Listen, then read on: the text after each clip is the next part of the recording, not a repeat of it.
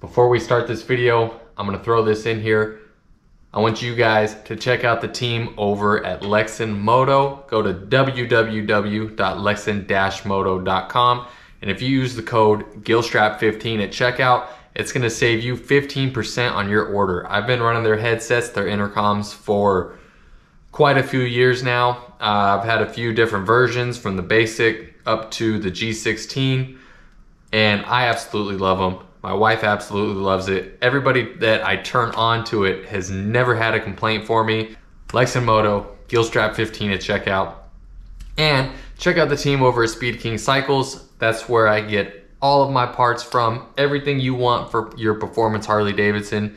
And maybe even not so performance, they've got all the cool stuff. Go to Speed-King Cycles and check them out. Order yourself something cool. Maybe I'll have a discount code for you guys. If I got one, we're gonna link that right here.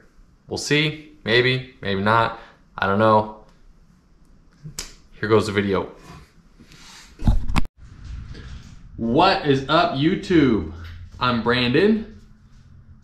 This is my helper, Callie Beans right here, Miss Beans. You were back in the Gilstrap garage and we are getting it going. We are working on this Road King today, brought by a subscriber. He is saying that there is a tick in the engine. He's watched some of my other videos and we're gonna tear into it. So a couple things we should talk about here.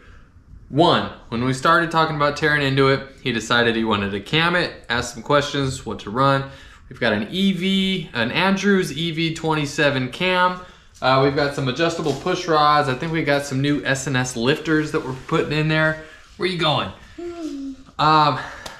When I heard the bike come up, the tick did not sound that bad to me, especially with some of the other Evos that I've worked on, and I've just had like the craziest ticks in them. Like, it didn't sound bad, but we'll see if we can find anything. The more concerning part, oh, you jumping in here with me? The more concerning part I found is the oil at the base of the cylinders. So there can be two things I've talked to him about already, because I just pulled it up on here, noticed it right away. It could either be the base gaskets or it's kind of coming from the center of the two jugs. And from the looks of it, it looks like this case has been split before, the way the gasket maker's kind of squished out at the case halves. I don't like to go worst case scenario, but it's possible that the seal at the center didn't take very well. So we're just gonna run through some troubleshooting and I'm gonna walk through it with you guys. So my garage is still a mess. My toolbox is at work, so I gotta bring home the tools that I need. And that kind of ties into what we're gonna be doing here. I'm not gonna be as extreme with so many bikes at one time as I was back in California. I'm gonna focus on the quality. You can't see? It's a black screen. They can see you though. Here, stand up higher. You wanna stand up higher? I'm gonna focus on the quality of the bike work like never before. I'm gonna focus on the quality of the YouTube videos like never before. I'm not gonna rush it. I'm not gonna make this a full-time job. I'm gonna make it fun like it used to be for me, because it kind of quit being fun for me. Quality over quantity, hands down. I guess we should let you guys hear the tick, and then we're gonna do some diagnostics on the engine before we tear into anything, and we're gonna see it all together. So you can ask questions. So you can ask questions, that's why. Do you want to start the bike? I think we need to start it. Let me reposition the camera. Fuel injected Evo 2, which is new to me. Want to cover your ears? It's not going to be that loud. Just making sure.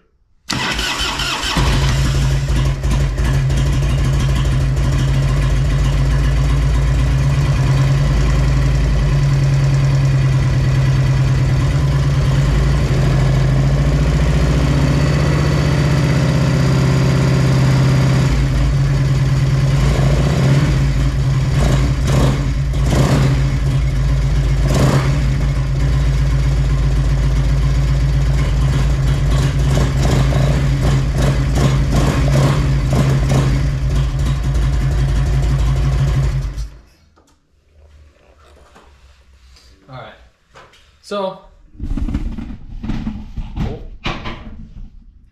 I wouldn't be surprised if you couldn't hear the tick on camera. We are gonna use some tools. That sounds like a super healthy motor to me. I mean, sounds.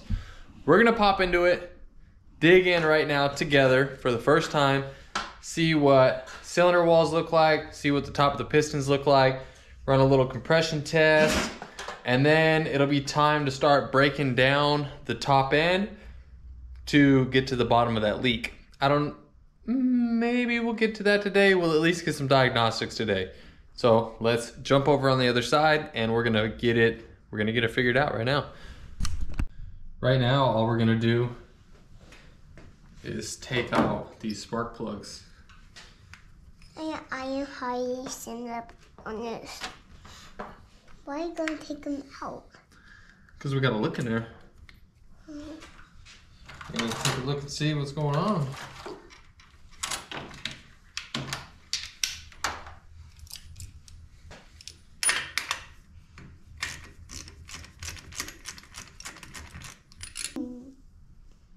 Smells like gas. Want to smell it? Yeah, gas. Yeah, it smells like gas. You get full of gas. Let's stick the camera down here, see what she looks like, huh? We may have to bump the engine over. It's not gonna start now. Without these in there, it doesn't run.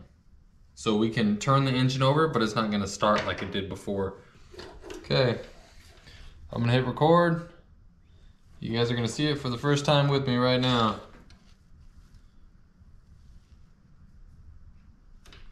It's really dark. There's the sun. Little bit of scoring up and down. Nothing at the top of the pistons, that's good. Let's get her curved in a little bit.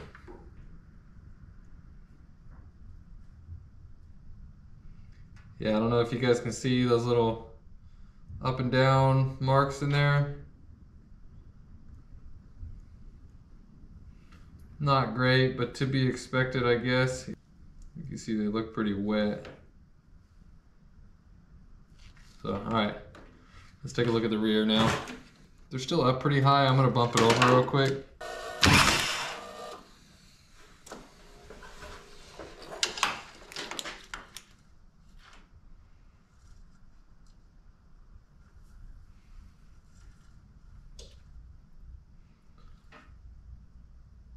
Uh-oh. Looks like we got some marks at the top of this rear piston right here. It's hard to tell if that's carbon buildup or if that's the valve. The valve hitting the top of the piston. I don't know. What's up, princess? No, that was off of a shelf in here. You can have it though. Yeah, that mark right there is kind of concerning. Let me see if I can grab a snapshot of that. It doesn't look bad. Looks good. So good. Yeah, there's one little mark on this one that I don't really like, but it could just be the carbon built up. Why? We'll find out when we tear it down, huh? Yep. Okay. That's enough of that recording. That's what the inside of the cylinders look like right now. That's what we're dealing with. I say, you want to run a compression test on it? Let's show the camera too the oil that we're talking about at the base. You guys see all that buildup right there and right there. I don't have a oh, I do have a flashlight on me if I turn my phone on. This is kind of built up in that little valley right there. Uh-oh. Yeah, built up along the inside of there, and I'm really hoping, and I'm fairly confident that it's just the base gaskets, but we won't know until we tear it down and take a look, clean it up and everything. Callie, you look like an oil slick. You look like all that oil's dripping on the floor. No. And then got wet. Yeah, look at your jacket. All right, compression test coming up right now. All right, let's check for compression.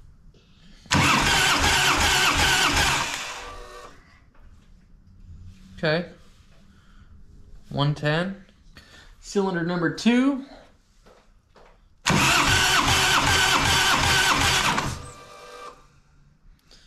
About the same. 105-ish. Not bad. Okay. Done with the bike? No, far from done, baby. We're just getting started. Well, it's pretty much time to start tearing the top end down and see what the damage looks like. All right, guys. Well, it looks like that might be it for the day because I'm not going to cover myself in fuel, but I don't have an air nozzle to siphon this out. I'm not going to drink a bunch of gas trying to get the gas out of here. So I think that's it for the day, guys. See you guys tomorrow. I mean, for you, it's just gonna go like little circle and transition. So, all right, YouTube. I told you we were gonna be back. We are back. I was just gonna come out here and drain the fuel and then get back on this thing tomorrow. But now I kind of smell like gas. I'm still in dirty workout clothes. So what we're gonna do while the kids are back here yelling and recording YouTube Inception, I'm gonna pull the tank off so when I come home from work tomorrow, we can just get started on tearing this thing down, get some answers, get some ideas. We gotta figure out, we're gonna learn together right now how to take this dual line fuel injection deal off right here, because I don't know. But yeah, I mean, I guess first things first, pull the seat out of the way. This garage isn't gonna look like this forever either. I got a lot of cleaning and organizing and all kinds of stuff to do. Okay, well that was a lot of work.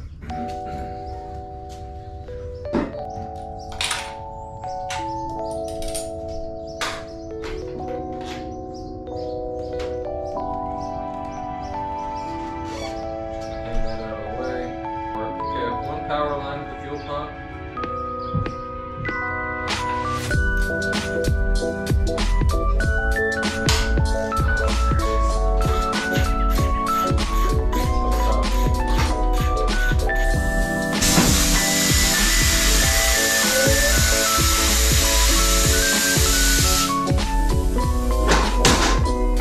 I don't even think this was the right size wrench. I think I need a 3/4 and I don't think I brought one.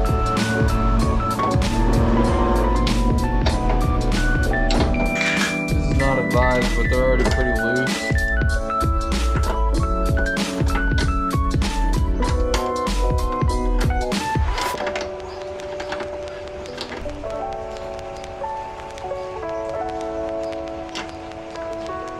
Okay, cool.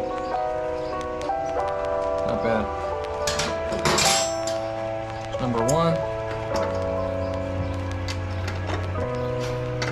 There may still be some fuel in here. Oh yeah, there is. Let me take off my watch. We're gonna lift this up as high as we can.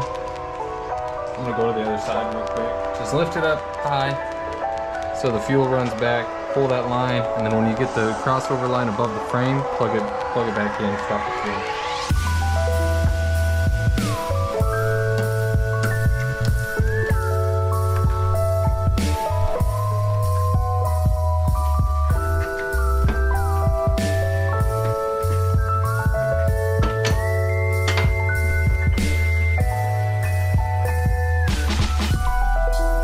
That's why I said I wanted to do this before I went and showered and everything, since I already had some of that gas on me because I just got gas all down my arms.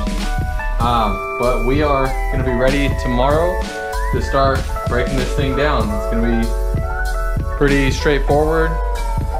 YouTube, what is up? Days later, we're back at it. I told you this back and forth thing with work and settling in from this move is not easy. What we're gonna start with today is tearing down the top end. Well, not what we're gonna start with. What we're gonna do today is tear down the top end. So I'm gonna start with removing the horn assembly, this bracket, the intake, and then that'll free up some room to where we can get to the rocker boxes, take out the rockers, disassemble the heads, and pull the jugs. Most of it's gonna start on this side. We will be doing some jumping back and forth, but let's get into it.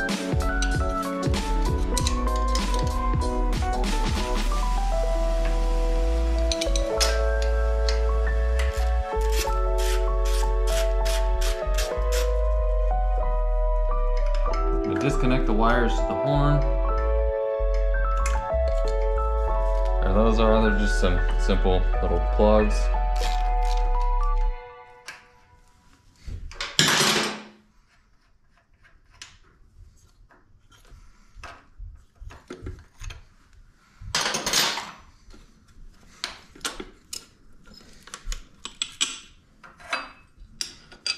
Just like that.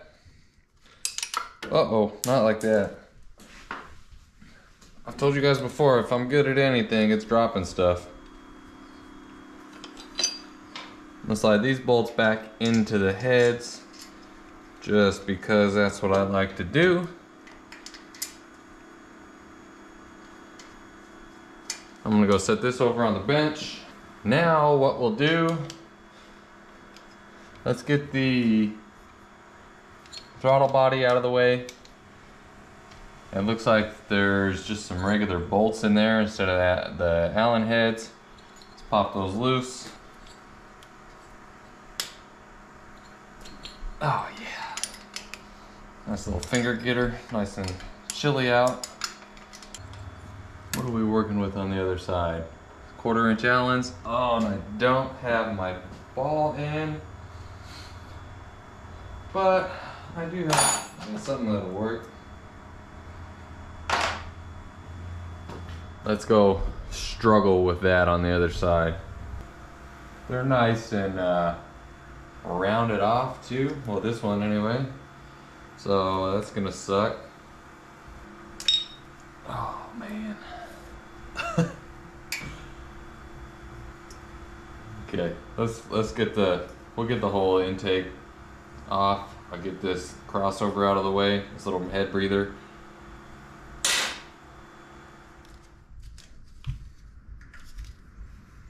Oh, you know what? I'm tripping. I have the tool for that. What am I doing here? So let me tell you, I spent the money on buying this thing from Matco. It says made in USA, all that. This thing, I think I have this literally glued in here because it's a turd. The teeth, I got a tooth blown out on it. Save yourself the money. Buy this thing off of Amazon, or if you know about a better one, go ahead and let me know, because this one sucks. Let's see, I'll try to show you too what I'm doing in there.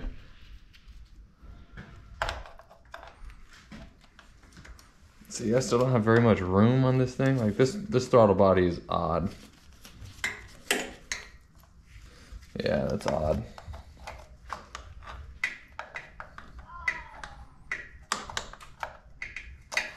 I need my long extension one. That would make it super easy. Back to what I was doing. A bit and a wrench. Cut fast forward where I'm pulling this thing out and it looks like it was super easy.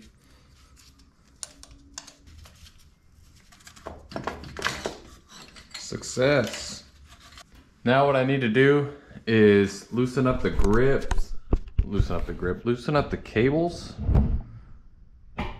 on my throttle.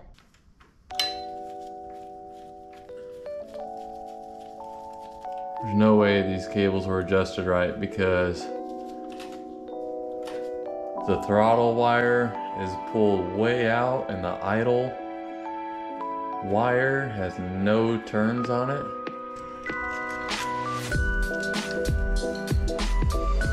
Oh my god. Oh, I've had the camera facing up the whole time too. Jesus. Okay, I'm gonna turn this off, get the camera out of the way, and pull that wire out real quick. All I'm working on, I've got this part of the throttle body out. I've got this one. I can't believe I had the camera faced up while I pulled all that out, so it's not like you're missing that much more. Be back in a second, and I gotta get a charger for this. Instantly, after shutting it off, I got them out. So, there's the throttle cables. Now I just gotta work on these weird little clips for these injector plugs. Push them all the way in. See, that's why I'm glad I didn't force that. Okay, yeah, you push it in, it kind of spreads them out, and they come right out.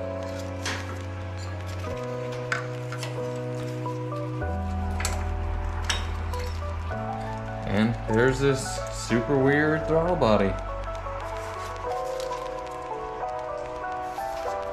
We'll pull these push rod covers, see if they're adjustable, see if we can back off any adjustments. We'll see what's going on in there before we break these down. 1, 2, 3, 4.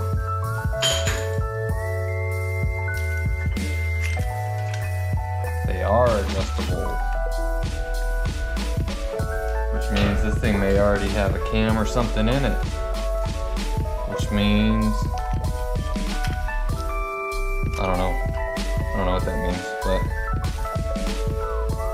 let's go ahead and back these off so I don't have to rotate. I won't have to rotate the tire or anything. As I break these off, I'll have all the tension off the rockers. And you know, I may not even be able to do that because I may need to bring home another wrench to hold on to this thing. Okay, that's not gonna happen. So I'm just gonna break down the top boxes, starting like always with the rear, because the rear is the hardest. This one actually a little bit, so these frames are really similar to an FXR frame. If you buy the Climber's Manual, you're actually gonna get a book for whatever to whatever years FXR and FLH models, because that's how similar they are. But I can see on this one, normally this back rocker, I don't know if you can see my finger in there, that bolt right there is like impossible to get to. It looks like they put a little notch in the frame so it's easier to get a wrench in there. Very, very thoughtful there, Harley Davidson. Let's start with that. So I'm gonna fight those back ones, and then I have a wrench that I can just get in there, tear those out real quick. Ooh, it's still not enough. Which sucks, because then that means I'm gonna have to drop that motor mount. Unless I can get it with a pair of channel locks or something.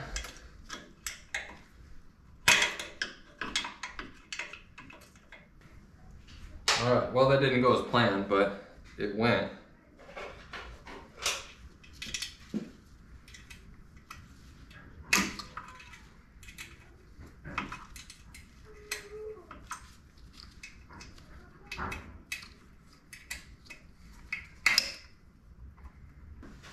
Okay, grooving. I got the back bolts out, which is the harder part of these rocker box covers. I'm gonna crack these loose.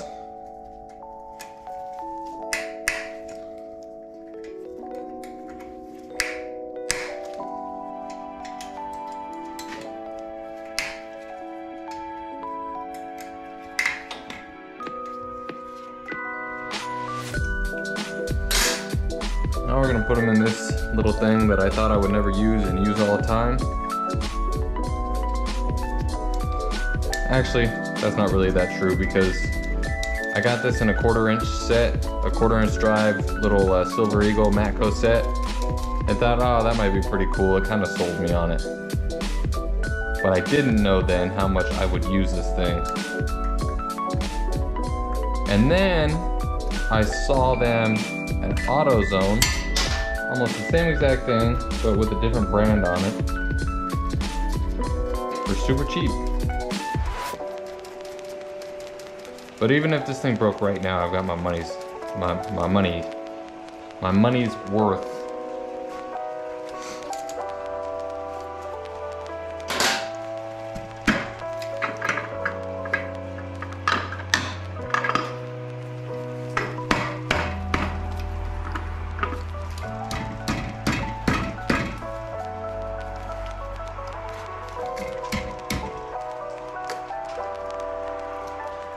I want the top separated.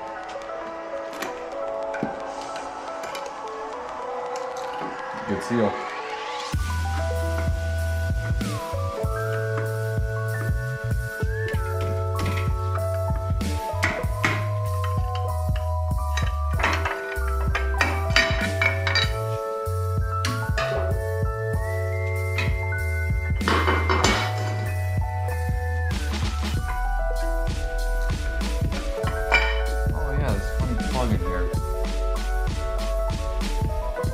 I actually can't wait to see what that is because the back one doesn't have it. You know, I've hit the point with YouTube where I'm actually getting a big enough audience to where the people that like to run their mouth are watching and commenting. Which, it doesn't faze me any. But for the record, if you're the kind of person who goes online just to talk your comments and always has something to say, you're kind of the worst. Like, I don't know who hurt you, or why you feel so tough behind that screen, but it's kind of obnoxious.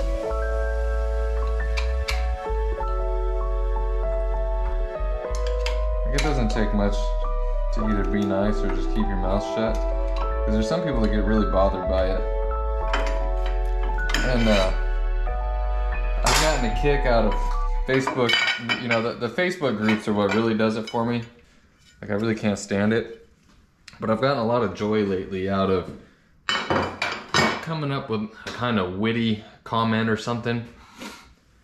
Like when somebody's just running their mouth about something that they really don't have any business talking about, I get a kick out of just coming up with something that you can't react to without seeming like a complete tool. I mean, you already look like a tool anyway when you're running your mouth. But yeah, just come up with some comment that kind of just makes them feel dumb for what they were saying.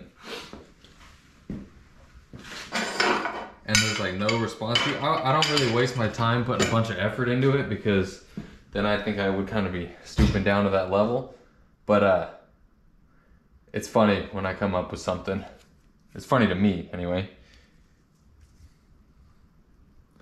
Okay, let's get the pressure off these back springs right here. Yeah, man, because you go on some of those dyno groups, like the dyno Facebook pages or bagger pages or whatever, and you got some people's rides who, they're hideous. But it's their motorcycle, you know? Like, they're stoked on it. They go out in the garage every time they fire that thing up, and they are pumped that is their bike. And somebody else has to go online talking about how ugly their bike is or whatever. Just got something nasty to say. And there's, I don't know, it's not gonna, nobody benefits from that. So I like taking the opportunity to shut them up.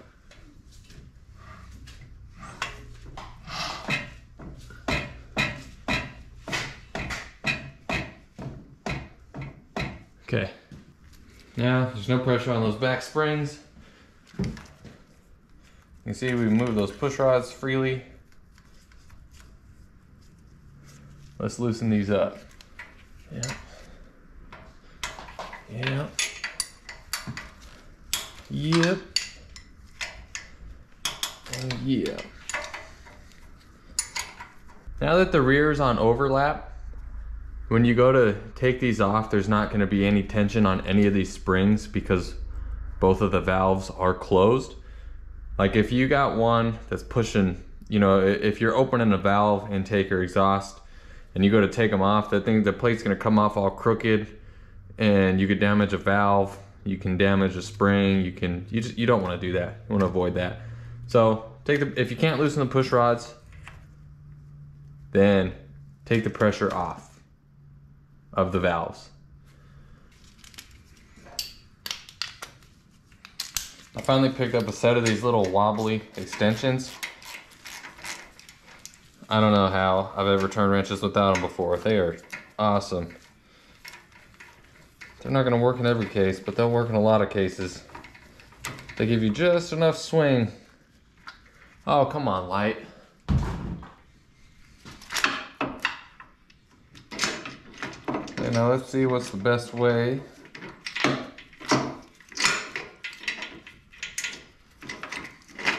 What we're gonna have to do is get the push rod out.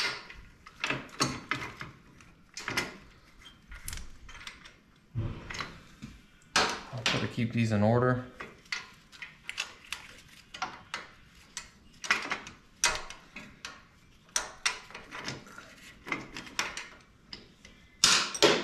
And now it's gonna walk right out. Yes, sir. I'm gonna make it so you can get a visual on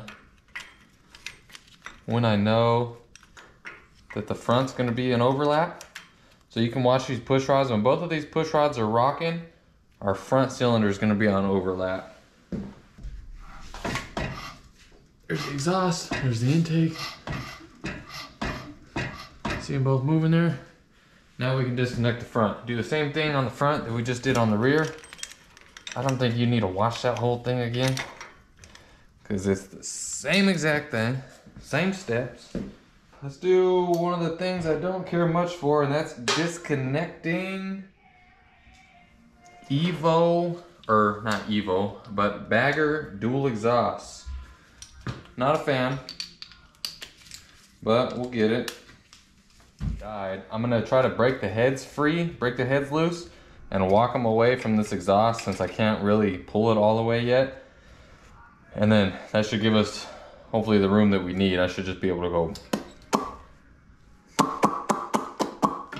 You know what I mean?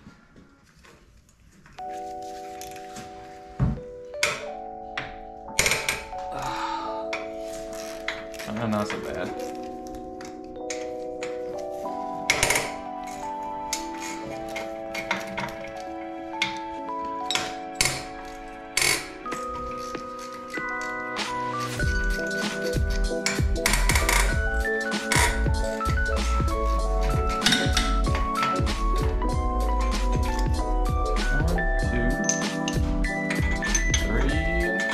And then I'm going to break the backside loose real quick. Go over there, I'll show you that, and then we'll try to wiggle them heads off of there.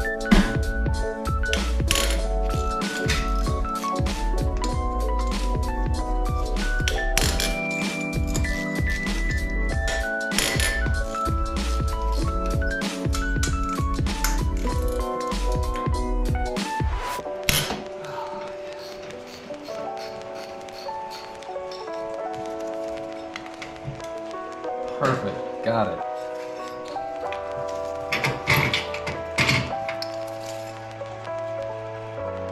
Doesn't look bad. We'll get some further inspection on it. First glance, she's not bad.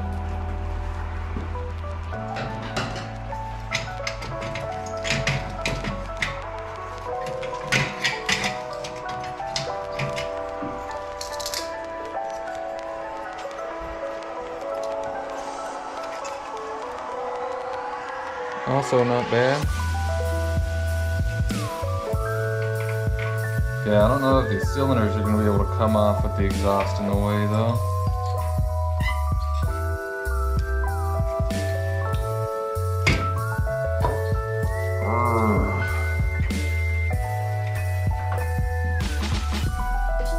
Alright guys, check these out. I've seen them in the videos before. 9-finger fab. These are awesome. Case savers. So I'm gonna lift this up a little bit now that I have room. Okay, I'm gonna take this.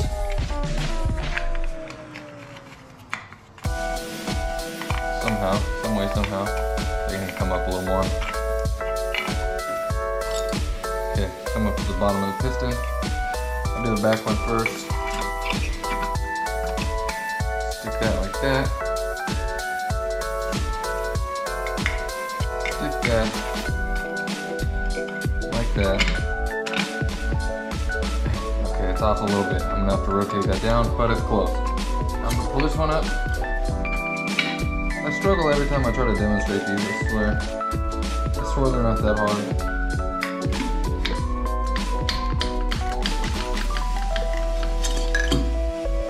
Slide her off.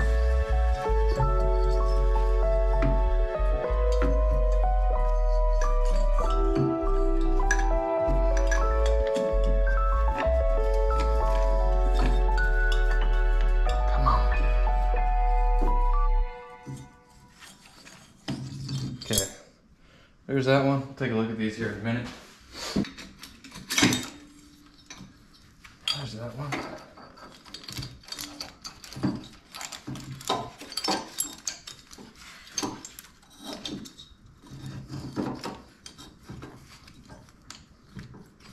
I'm stuck.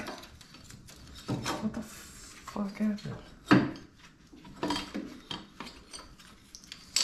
There it is.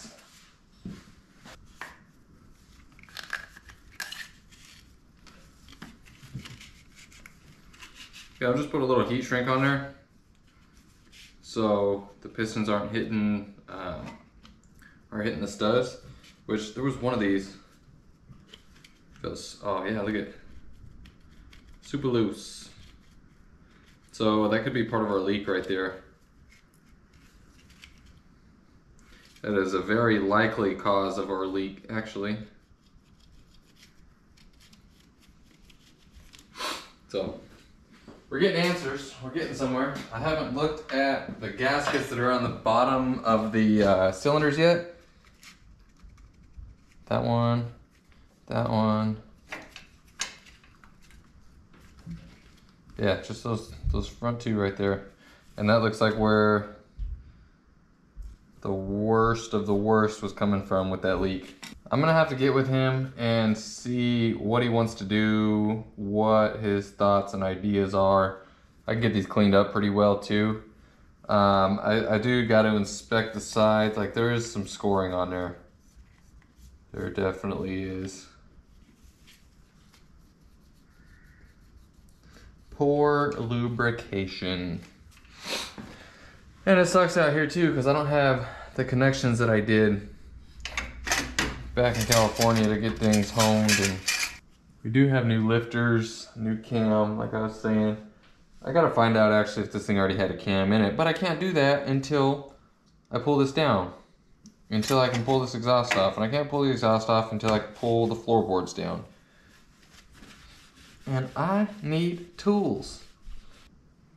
No, let's just get those pistons out because they are not great. Take those rings out. Be careful they don't go flying. Now let's see how easily these things push. Oh yeah. Yeah, that's a good start. Very good start, actually.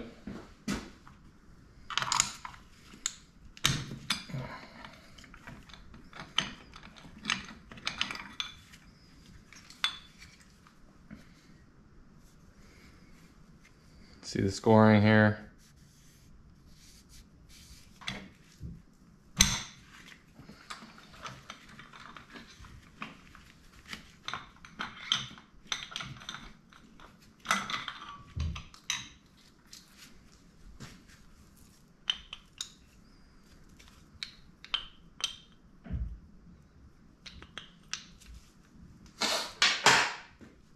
Pretty much the same story on this one. I'm gonna roll these rods around right now. I'm gonna roll the bottom end around. And it does make it a little difficult in this given situation because the primary is still hooked up. So we're gonna be moving the chain around the compensator and the clutch, and then we've also got the cam assembly moving with the pistons, with the pinion side, and the oil pump's gonna rotate, but this is just to give us a general idea of where we're at.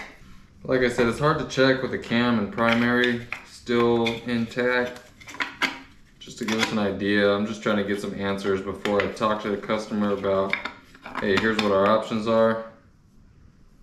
You know, because we can go extreme, we can go super budget friendly.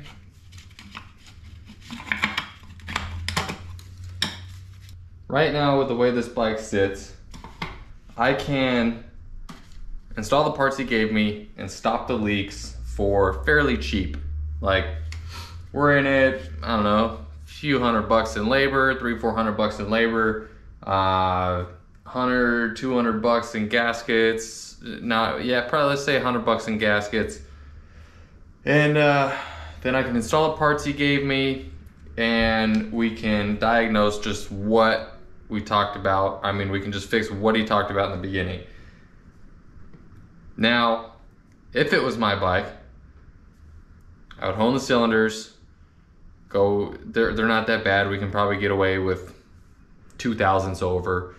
New pistons, new rings. Either way, it's gonna need some new rings. We pulled it apart. So I can tell him that. I can tell him everything that I would do to make sure your bike is running the best possible. Or we can kind of put a band-aid on it, fix what needs to be fixed immediately, and just wait, ride it, see what happens. It all depends on the customer. That's what it comes down to. I don't like pushing anyone into spending a bunch of money that they're not comfortable with, but at the end of the day, what do you want? What are you willing to spend for it? We'll find the balance point. So I'm gonna set up some light. We're gonna look at the cylinders, get some pictures, send them over to him, tell him what we're dealing with, and then make our decisions from there. See if we gotta buy anything, see just everything he wants to do in general. So I'll see you guys over on the bench. So looking at this immediately, this is the rear cylinder. At the studs that were loose, the gasket is broke through. So I can confidently say that I found our leak. What's a little discomforting is the scoring inside the cylinder. So, it's not great.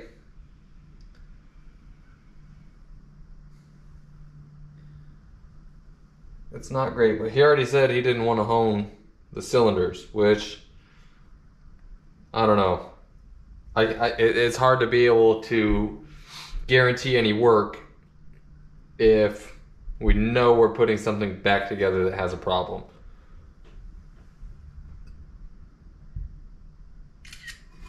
So this is the rear, front and rear.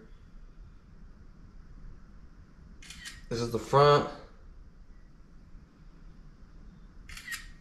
Okay. This will be the front piston.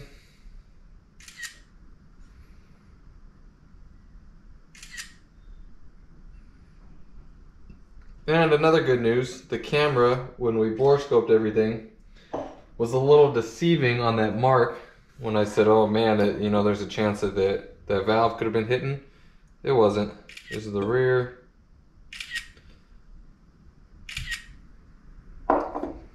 So it's decision time.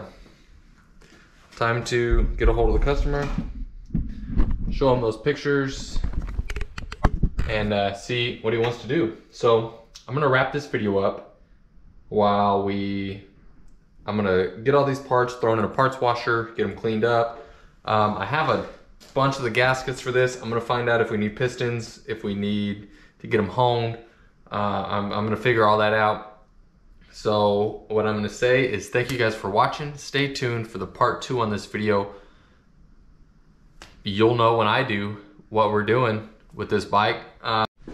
So make sure you guys like, comment, subscribe, do all that.